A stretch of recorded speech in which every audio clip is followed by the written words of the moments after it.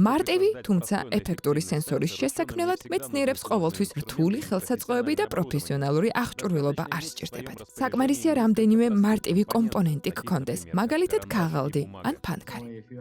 ეს შეიძლება იყოს საბეჭდი ან ასლის ქაღალდი. ყველა სახეობა არ გამოგვიცდია, მაგრამ აზრი მდგომარეობს იმაში, რომ მისი გამოყენება შეიძლება სენსორული კომპონენტის დასატანის ზედაპირის სახით. ფანქრის სიმაგრე შეიძლება იყოს 1-დან 10 ბმ-მდე. გასხვავდება მხოლოდ ღერცში ნახშირბადის შემცველობა, რაც ნივთიერების გამტარუნარიანობის დონეზე ახდენს გავლენას. თუმცა ამის მართვაც შეიძლება. თუ მეტი გამტარობა გვინდა, საჭიროა მხოლოდ კიდევ ერთი ფენის დამატება. ასეთი სენსორების მაგალითები უკვე ცნობილია, რომელსაც ტემპერატურის, ტენიანობის, აირგამოყოფის, დაძაბულობის და ასე შემდეგ შესახებ მონაცემების აგროვების უნარი აქვს. სენსორის უპირატესობა სიმარტივეშია, დაბალ თვითღირებულებასა და ბიო დაშლადობაშია. ნაკლოვანება მექანიკური ხასიათისაა, კერძოდ კი სვალდება.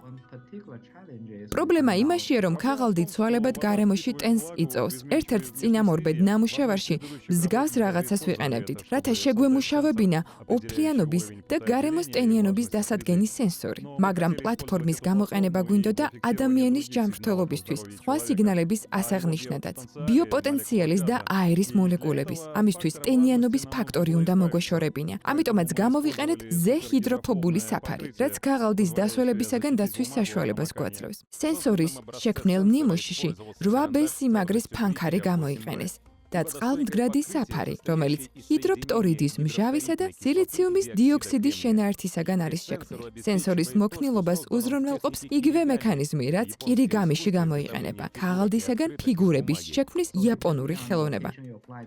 სხეულზე განლაგების მიხედვით ელექტროდი ან სენსორი ორგანიზმის სხვადასხვა ბიოსიგნალს იჭერს, რაც შეეხება ტემპერატურას და აირის მოლეკულებს.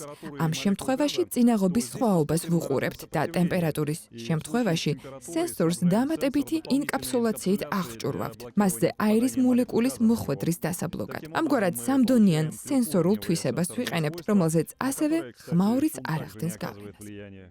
ქაღალდის, ფანქრის და წყალგაუმტარი საფარისაგან დამზადებული სენსორი ჯერ კიდევ სრული პლატფორმა არ არის. მისი შემადგენელი ნაწილებია ასევე მიკროსქემა, რომელიც იმდენად მცირეა, რომ საჭირო არ არის, რომ აუცილებლად მოქნილი იყოს. ასევე Bluetooth-ის მოდული.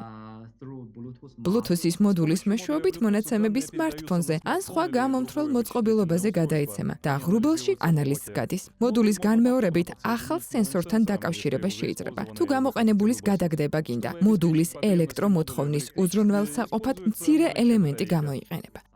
მიღებულ მონაცემებს ალგორითმი ამუშავებს და მომხმარებლის განკარგულებაში გადადის ან აუცილებლობის შემთხვევაში გადაეგზავნება მკურნალ ექიმს, რომელმაც ეს სენსორი პაციენტს მიამაგრა. საინტერესოა, რომ სენსორს არა მხოლოდ მონაცემის აგროვების ფუნქციის შესრულება შეუძლია. მაგალითად, ტემპერატურის სენსორს სითბოს გენერაცია შეუძლია, რაც თერაპიის ზოგი სახეობის დროს სასარგებლოა, ან ელექტროსიმულაციის უზრუნველყოფა, მასაჟის ან ჭრილობის შეხორცების დაჩქარების ეფექტის შექმნა. ამას გარდა, წარმოებაში მომუშავეთათვის საფრთხის შესახებ შეტყობინება შეუძლია.